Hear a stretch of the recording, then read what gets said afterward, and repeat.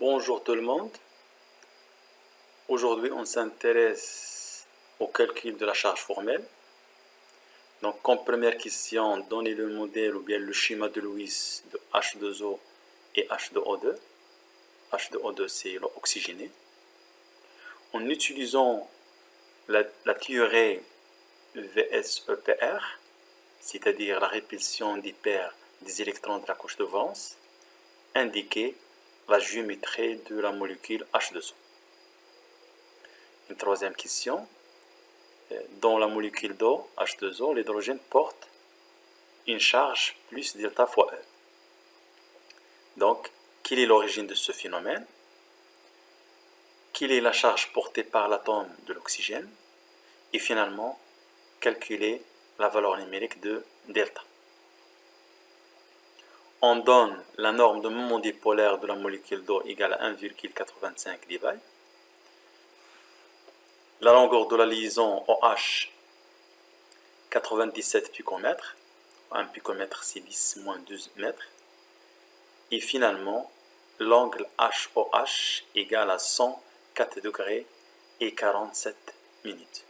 N'oubliez pas que 1 degré équivalent à 60 minutes. Et la première question, il demande le schéma de Lewis de deux molécules, H2O, vous connaissez c'est l'eau, et H2O2, c'est l'eau oxygène.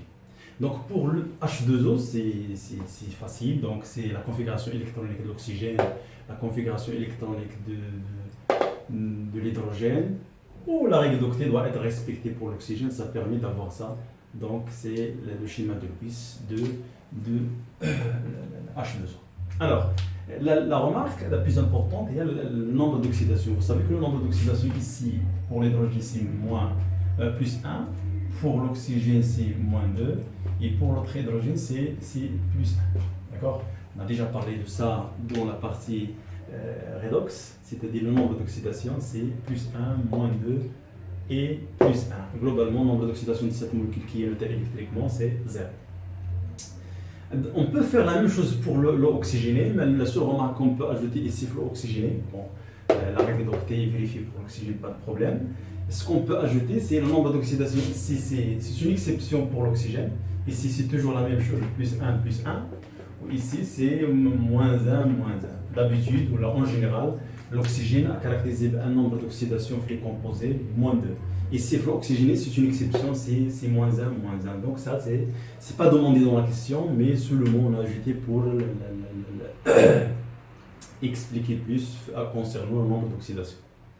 Alors, dans la deuxième question, il demande la géométrie. La géométrie, c'est la théorie de la répulsion des paires des électrons de la couche de valence. Donc tu peux écrire cette molécule schéma de Lewis. Donc A, c'est l'atome central, c'est l'oxygène.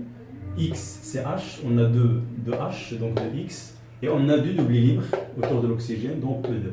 Donc d'après la théorie, c'est la molécule enlevée ou bien une molécule coudée, et l'angle qui se trouve entre les deux liaisons OH-OH, c'est 104 degrés et 47 minutes. La longueur de la liaison, c'est EH. Donc c'est une molécule coudée, c'est pas linéaire. C'est-à-dire cette représentation, c'est pas réel. C'est une représentation simplifiée dans le plan. La représentation réelle, c'est ça, c'est-à-dire c'est une représentation dans l'espace selon notre théorie qui permet de prévoir la géométrie des molécules. Alors, la charge, c'est-à-dire la question 3, elle demande l'apparition des charges formules sur l'hydrogène et l'oxygène due à quoi? C'est dit à, vous savez que l'électronégativité de l'oxygène, xi de O, est plus grand que xi de H. Ça, c'est-à-dire dans la table périodique, on a donné l'évolution de l'électronégativité xi dans la table périodique, c'est-à-dire xi max, c'est fluor. Alors, ça veut dire quoi l'électronégativité d'oxygène plus grande que H? Ça veut dire que les électrons qui se trouvent ici sont très proches à l'oxygène. D'accord? Puisque l'oxygène a la capacité plus grande d'attirer les électrons de la liaison covalente. Donc pour cela, il y a l'apparition d'une moins delta fois E, avec delta, c'est un coefficient compris entre 0 et 1. Et ici, puisque pour assurer la neutralité électrique, l'apparition de plus delta E. D'accord? De même, ici, pour la deuxième liaison, ici, moins delta E, ici, plus delta E. Donc, c'est-à-dire l'apparition des charges formule au voisinage de H et au voisinage de O, dit à quoi? Dit à Xi. C'est quoi Xi? Xi, c'est électronégativité, c'est la capacité d'attirer les électrons d'une liaison chimique. Et comme ça, on peut compter ici, l'oxygène va porter moins 2 fois delta E, avec bien sûr delta, il est compris entre 0 et 1. Et H contient une charge plus delta E, ou là au voisinage de H, il y a une charge formule delta E. Donc si on fait ça fois 2, plus ça va donner 0. C'est normal parce que la molécule d'eau doit être neutre électriquement. Alors, dans la question 3.3, il demande une nouvelle chose, c'est-à-dire il va introduire le moment dipolaire. Alors, c'est quoi le moment dipolaire? Sera traité en électromagnétisme, c'est la dernière partie en première année. Mais quand même, on va donner une définition simplifiée de moment dipolaire. Donc, c'est-à-dire lorsque la molécule est polarisée. Ça veut dire quoi polarisée? Si on prend par exemple HCl, les électrons ne sont pas localisés au milieu. Par contre, les électrons sont au milieu. Ici, les électrons sont très proches à Cl. On dit que cette liaison est polarisée. C'est-à-dire que ça veut dire quoi polarisée? C'est-à-dire qu'il y a deux pôles. Ça veut dire qu'il y a une charge plus delta E ici, moins delta E ici. Ça veut dire quoi? L'apparition d'un moment dipolaire. On dit que la molécule ici c'est polaire. Par contre H2 c'est une molécule apolaire. On ajoute A, c'est-à-dire A apolaire, ça signifie non polaire. Pourquoi polaire? Parce qu'il y a deux pôles. Une charge positive ici, une charge négative ici, ça va donner pôle. On peut caractériser cette liaison par un moment dipolaire P. C'est-à-dire, si on prend par exemple moins Q ou plus Q, deux charges opposées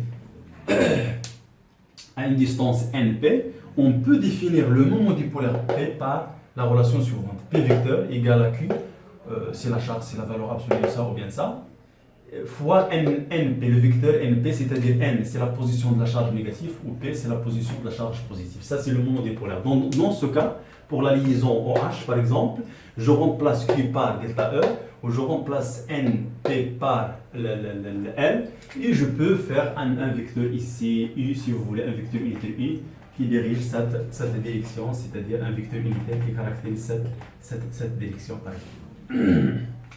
Alors, c'est-à-dire la molécule d'eau, vous savez que les solutions aqueuses, on utilise l'eau comme solvant. Pourquoi? Parce que c'est un solvant polaire.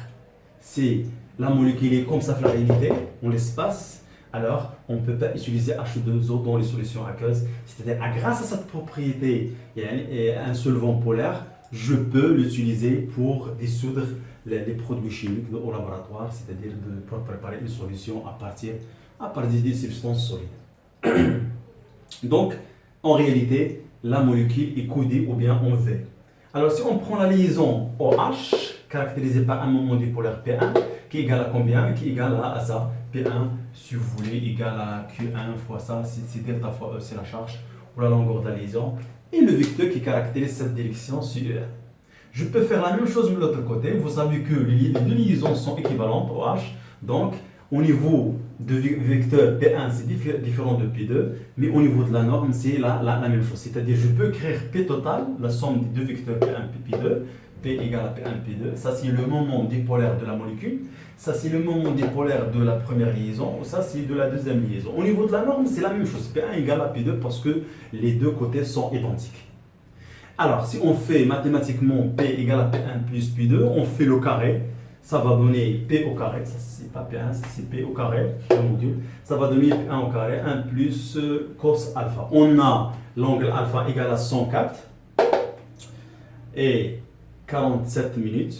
47 minutes, comment on peut la transformer en degrés? Il suffit de faire 47 sur 60, ça va donner un résultat en degrés. 0, quelque chose, c'est en degrés.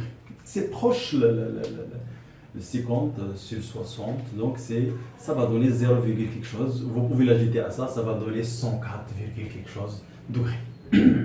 Donc voilà, on trouve ça, on remplace P1 avec ça. P est donné, L c'est donné, E c'est donné, c'est la charge élémentaire, alpha est donné, donc je peux tirer delta. Ce qu'il reste à rappeler que l'unité de moment dipolaire, en système international, c'est coulomb mètre, mais on travaille avec une unité pratique, c'est-à-dire un débat, c'est 3,3 coulomb mètre. Voilà, il suffit de faire l'application numérique.